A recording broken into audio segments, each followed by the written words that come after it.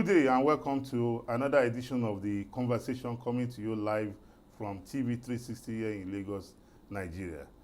This day we are going to look at a wide range of issues. We are going to look at Nigeria at 63. In the next couple of hours from now, Nigeria will be 63 years old, and we want to look at how far we have fared. This day I have with me a discussant in person of Comrade Murphy Abadoni, a public affairs analyst. Good afternoon to you, Nelson. Good afternoon, our viewers. Yes, Murphy, thank you for joining us on this program today. It's my pleasure. Like you know, this is a program that does not have a host. We are both discussants. So looking at today is the 28th. In about 72 hours from now, Nigeria will be 63 years old. Good. Because we recollect that we gained our independence from our colonial masters on the 1st of October, 1960. That's correct. Yes, we have come, we have come a long way. If you see somebody who is 63 years old, all things being equal, that person should, by all ramifications, should not only be a father, but a grandfather, should be a grandfather. Yeah, yes. Grandfather. So you look at our country today, in the last 63 years, we have weathered so many storms. Unfortunately, while we continue to aspire and pray and work hard for a better society, just like it is expected in any society, some persons are on the other side of the divide. You look at our economic situation today, people want to pretend as if there was ever a time Nigeria was in El Dorado. People want to tell you, back in the days. Yes, back in the days. When Nigeria was good. When Nigeria was good. I'm on a family platform, and I have this uncle of mine whom we were discussing about family issues. And do you know the good thing about this life? With mere 4,000 naira, people were buying brand new cars. Boy, I'm surprised that you're calling it May. It wasn't May. It was a huge 4,000 naira. That's 4,000 naira then. In a whole village, there might not be more than a person. It's not a village. Maybe in a local government area, there might not be more than 2 or 3 persons that will be able to afford that. That is why then you go to a village or you go to a local government. Those who have cars, either the principal to one of the biggest schools there, the reverend father to the Catholic church there as at that time, very few persons. So even then, a bag of cement at the time was sold for, let's say, 5 naira. But the majority of the people were living in mud houses. You understand, Nelson? When a bag of rice was sold for 10 naira or 10 kobo,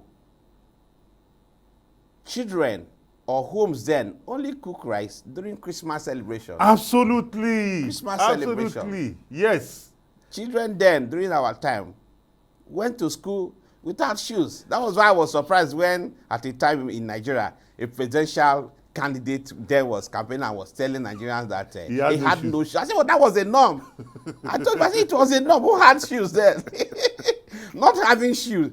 As at that time, was a norm. Was the way of life. It's like if it was the other way, then I would have been surprised. But not having a shoe was normal. Then, even when I was growing, Nelson, people eat rice only on Christmas, Independence Day, which is coming up now. Yes. That was later anyway. When we eat rice on Easter Day. Civilization came a bit. It became Independence Day, Easter Day, Christmas, yes. New Year. New Year, yes. I remember. Unlike what obtains now, where we eat rice every day. Rice was a scarce commodity when we were growing up. But then a bag of it was 1 kobo. Yes, and even that 1 kobo, how many people could afford it? So you also look at our political space. You recollect that we inherited a civilian administration from the military. Colonial masters. Okay, from the colonial masters. Yes. Then in 1966, the military took over. I think July 29, 1966, if I'm correct. Then around January 1967, we had another counter coup. Yeah. And from then onward, we had the civil war between 1967 to 1970, in which we lost millions of our people, That's correct. from all parts of the Yeah, country. that's true. But here we are today, at 63, still standing like one of our former leaders who say, we are still standing gidigba. Even though we know that we have a lot of challenges. We have economic challenges, we have security challenges, we have social challenges. Yeah. But, it gives one hope if you look back from where we are coming from, that, we can only continue to aspire, to project that so long as we are on the right track. Because people have come out to say, oh, how have we fared democratically? And I can tell you, Murphy, whether anybody wants to admit, but this is my own opinion, we are fared better under a democratic dispensation than the military rule. So people should go and do the comparison, the comparative analysis. Because it was under the military that we fought a civil war. That's correct. Since the civilian, we are, unluckily for us, since 1999, we have had uninterrupted civilian transition programs. And that is to tell you how Nigerians have kept faith with democracy, even though some persons have tried, to embark on a campaign of blackmail and calumny. So, for me, looking at the economic aspect of our life today, how do you think we are doing? You see, it's a two sides It's a mixed bag. coin, considering where we are coming from. There are those that will argue that we have not progressed so much, and some of them will quickly tell you how the colonial masters tried to position things here, and how they left some things behind, and how we're not able to manage some of those things, or probably even build more of those things. That is for those kind of argument. But there are those also that will tell you that we have not done very badly at all. Considering our journey, like you have rightly said here, it has not been simply a democratic rule from 1960. Absolutely, it has been a mixed bag. It has been a mix of military. We were even unfortunate that in 1993 we even had one illegal contraption called interim national government. That is also part of our history. And naturally, a society that has not had a stable system of government over time is bound not to actually progress the way it should. Absolutely, I agree with you. What that means is that each time the military come, they abolish whatever that is on ground. They suspend whatever that is on ground. So it's as good as starting afresh.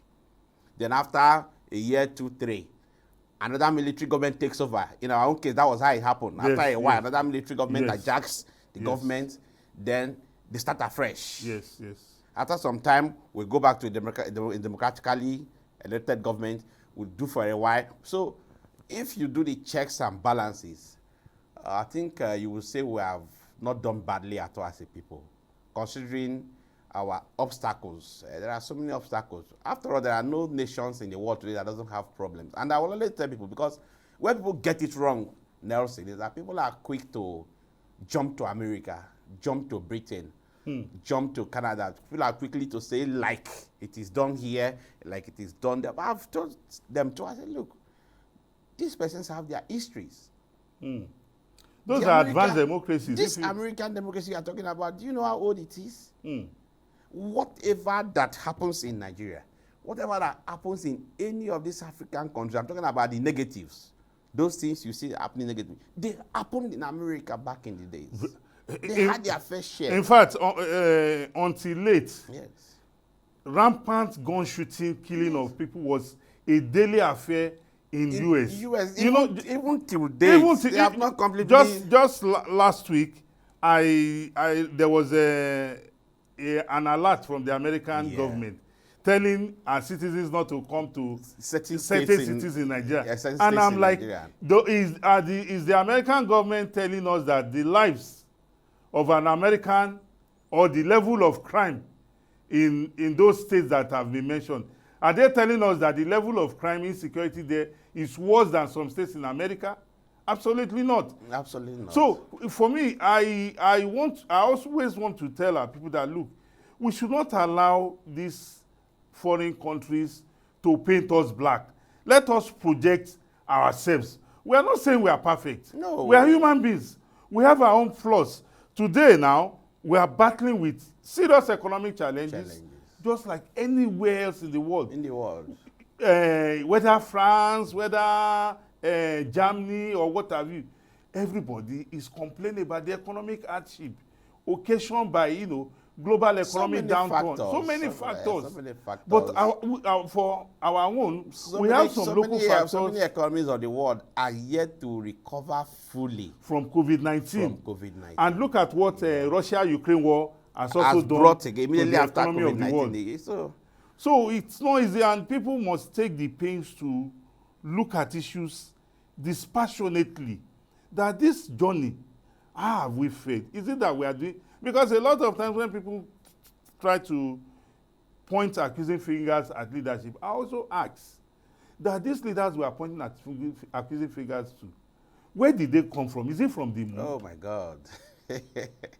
I'm surprised you share this line of thoughts, because it's common to hear people say leaders are bad, leaders are bad. It's common to hear people say we should start the change from the top.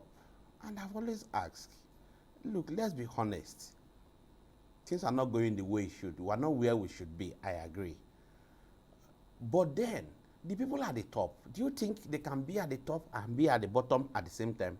The answer is simply no. And do you know that the man at the top today, that woman at the top today, was, as at yesterday, at the bottom? Absolutely. I was talking, even a few days back, I was talking with a neighbor, and I was like, these children are growing today. What are we imparting into them as a society, as parents, beginning from that minute institution called the family? What are you imparting into these children? Because these are the children that will grow tomorrow to become leaders. And when they become leaders, they are not going to go and borrow sense or borrow attitude, behavior. They're not going to go and borrow a belief system from heaven. It is what they meet the society doing that they're automatically going to practice. So these people you call leaders, as I said, they were not leaders. They were just people living within the other people in society who saw the way people were doing things the wrong way, and they grew up with it. I said, look, a policeman does not become corrupt because he's a policeman. A policeman is somebody who already has that corrupt tendencies in him.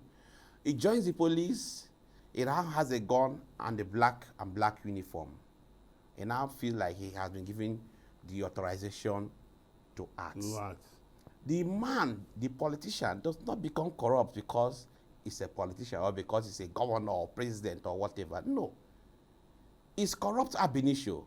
He's a product of a society that has done some things wrongly right before his eyes.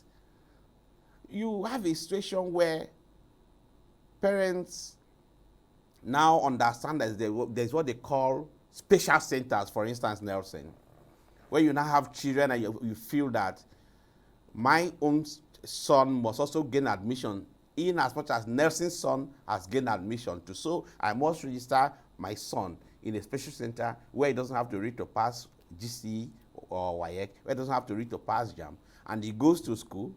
The lecturer is also ready to sell handout that he shouldn't sell. The lecturer is also ready to take tips. And this young man graduates and becomes a leader tomorrow. You say, the problem is the leader. No. What about those who brought up the leader?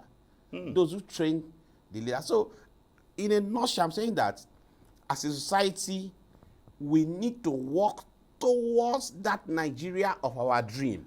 Those values we were brought. You know, there was a time I took my son to write common entrance examination, and I saw parents running here, and I was like, "What are you people running? What for? You have brought the boy or the girl here. Leave him to do the exam now." And lo and behold, when my son came out of the hall, my son said, "Daddy, that auntie was just calling the answer for us. You know, I just put Yes, my hand that on my is head it. and said, what? And some parents paid for that. They paid for that. Some parents paid for that. So You come back tomorrow, they yes. will start pointing accusing fingers at when that boy graduates and becomes a medical doctor, senator. Becomes a medical doctor, and it's after money and not after life. You say, what is this doctor doing? Yes, Nigerian society is bad. It's bad. No, who made that it is bad? what you have imparted into him. When you make your son or daughter to believe that it doesn't need to read to pass, Honestly, and tomorrow you come back to blame the same country for it. The same society. Honestly, So Nigeria is what it is. Nigeria is what we want it to be. Yes. And the earlier, the better we understand that Nigeria is ours, and it is our duty and responsibility to take Nigeria to wherever we want it to be. We need to contribute within our quotas, irrespective of whichever position we find ourselves. We must contribute towards making Nigeria what it should be. The idea of always thinking that because Nigeria is not like Germany and it's not like England, then Nigeria has failed completely, must be done with. We must trash that idea. I can't agree. I can't that. agree less with you. Must trash Murphy. that. So thank you very much for this robust engagement. At this stage, we want to quickly go on a short break. We'll be right back. Please stay tuned to the conversation on TV 360.